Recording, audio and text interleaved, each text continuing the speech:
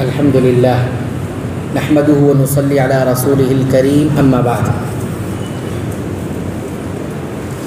حضرت مرثد بن عبداللہ بیان کرتے ہیں کہ جب صحابی رسول ابو ایوب انصاری رضی اللہ تعالیٰ عنہ مصر تشریف لے گئے تو وہاں کے گورنر حضرت عقبہ بن عامر رضی اللہ تعالیٰ عنہ نے مغرب کی نماز دیر سے ادا کی۔ اس پر حضرت ابو ایوب انصاری رضی اللہ تعالیٰ عنہ نے ان سے پوچھا یہ کون سی نماز ہے؟ حضرت عقبہ نے جواب دیا ہم مصروف ہو گئے تھے اس وجہ سے لیٹ سے ادا کر رہے ہیں۔ حضرت ابو ایوب انصاری رضی اللہ تعالیٰ نے فرمایا کیا تم نے رسول اللہ صلی اللہ علیہ وسلم کا یہ فرمان نہیں سنا کہ میری امت خیر بھلائی پر رہے گی، یا یہ فرمایا کہ فطرت پر رہے گی؟ کب تک؟ جب تک وہ مغرب کی نماز کو اتنا مؤخر یعنی لیٹ نہ کریں کہ ستارے آپس میں گڑبڑ ہو جائیں، مل جائیں، یعنی آسمان پر واضح طور پر نظر آنے لگے۔ یعنی امت اگر مغرب کی نماز میں دیر نہیں کرے گی تو خیر بھلائی پائے گی اور فطرت پر رہے گی۔ یہ سنن نبی داؤد کی صحیح روایت ہے۔ اس حدیث سے ہمیں کئی ایک بات معلوم ہوتی ہے، میں یہاں پر 6 باتوں کا ذکر کروں گا۔ پہلی بات، نماز کو خاص طور پر مغرب کی نماز کو شروع وقت میں اول وقت میں ادا کرنا یہ اس بات کی علامت ہے کہ امت خیر کی پر ہے، امت بھلائی پر ہے اور فطرت پر ہے۔ جب تک مسلمان مغرب کی نماز کو مؤخر نہیں کرتے یعنی لیٹ سے نہیں پڑھتے، وقت پہ ہی ادا کر رہے ہیں لیکن لیٹ سے ادا کر رہے ہیں، تو ایسی صورت میں 2 چیزوں سے محروم ہو سکتے ہیں، ایک خیر اور بھلائی، دوسرا فطرت۔ جو انسان فطرت ہے اس فطرت سے وہ دور ہو سکتے ہیں۔ نمبر 2، سلف صالحین صحابہ کرام کا نماز کے وقتوں کے بارے میں کس قدر وہ حساس تھے، وقت کے بارے میں کس قدر وہ حساس تھے یہ معلوم ہوا۔ آپ دیکھیے ابو ایوب انصاری جو صحابی ہیں وہ جاتے ہیں کہیں پر، اعتراض کس بات پر کر رہے ہیں؟ نماز تو ہو رہی لیکن نماز وقت پر کیوں نہیں ہو رہی، اول وقت پر کیوں نہیں ہو رہی، اس پر اعتراض کر رہے ہیں۔ اس سے معلوم ہوتا ہے کہ دین کے بارے میں غیرت تھی، اور اسلام کا جو سب سے عظیم بڑا شعار اور نشانی کیا ہے؟ نماز۔ اس کے بارے میں کس طرح سے جذبہ تھا کہ دیر سے کیوں ادا ہو رہی ہے نماز، وقت پر ادا ہو، پہلے ادا ہو۔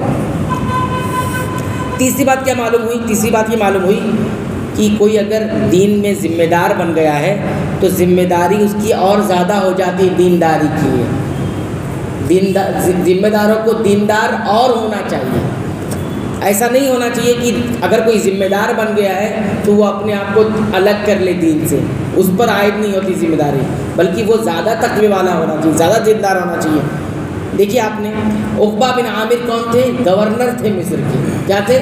گورنر تھے اور نماز پڑھاتے تھے۔ اب آپ دیکھیے گورنر کو فوراً تنبیہ کر دی گئی یہ نماز لیٹ میں کیوں ہو رہی ہے، آپ کو تو زیادہ دیندار ہونا چاہیے، آپ ذمہ دار ہیں۔ تو اس سے معلوم ہوا کہ ذمہ دار بن جانا یہ اس بات کی علامت نہیں کہ ہم دین سے الگ ہو گئے ہیں، ہم جیسا چاہے ویسا کریں، نہیں۔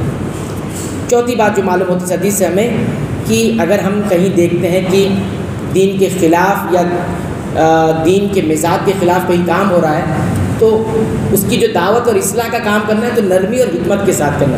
حضرت ابو ایوب انصاری رضی اللہ تعالیٰ عنہ بہت زیادہ حملہ آور ہوتے ہوئے نہیں اعتراض کر رہے تھے، بلکہ بڑی حکمت کے ساتھ یہ کون سی نماز ہے، یہ کون سی، یعنی یہ غیرت کا اظہار کر رہے ہیں۔ ایسا ہونا نہیں چاہیے، بلکہ نماز تو اول وقت پہ ہونا چاہیے۔ تو اصلاح کا کام، دعوت کا کام ادب کے دائرے میں رہ کر کرنا چاہیے۔ عقبہ تو یہ کیا کر رہے ہیں، یعنی گورنری کے ان کے لحاظ بھی رکھا اور ساتھ ہی ساتھ دین کی بات پہنچا بھی۔ پانچویں بات یہ دیکھیے، وہ یہ معلوم ہوتی ہے اسلام کا جو شعائر ہے، شعائر مطلب بڑی نشانی، تو اسلام کی بڑی نشانی کیا ہے؟ نماز۔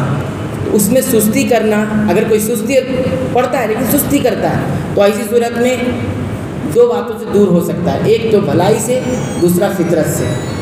بھلائی اور فطرت سے دور ہو سکتا ہے سستی کرنے کی وجہ سے۔ اس لیے اللہ کے رسول نے کیا فرمایا؟ امت خیر پر، بھلائی پر یا فطرت پر اس وقت تک رہے گی جب تک وہ مغرب کی نماز کو ستارے نکلنے تک دیر نہ کرنے لگ جائے۔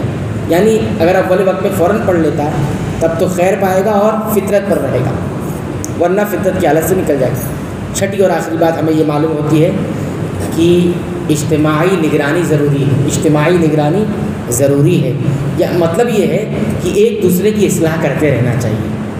یہ نہیں کہ میں ٹھیک ہوں تو میں ٹھیک ہوں، وہ ٹھیک ہے تو وہ ٹھیک ہے، نہیں، ایک دوسرے کی اجتماعی نظام میں اصلاح کرتے رہنا چاہیے، حکمت کے ساتھ، پیار کے ساتھ، محبت کے ساتھ اور خیر خواہی کے ساتھ.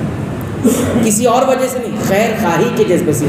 اور جب خیر خواہی کے جذبے سے کسی کی اصلاح ہوتی ہے اس میں بگاڑ نہیں پیدا ہوتا، لیکن خیر خواہی پیچھے نہیں ہوتی ہے، کچھ اور پیچھے ہوتا ہے تو بگاڑ پیدا ہوتا ہے، فساد ہوتا ہے. کوئی انسان کسی کی اصلاح اس لیے کر رہا ہوتا ہے یہ میرا دشمن ہے، اس کو تھوڑا ذلیل کرے، بے عزت کرے، تو یہ نہیں ہوتا.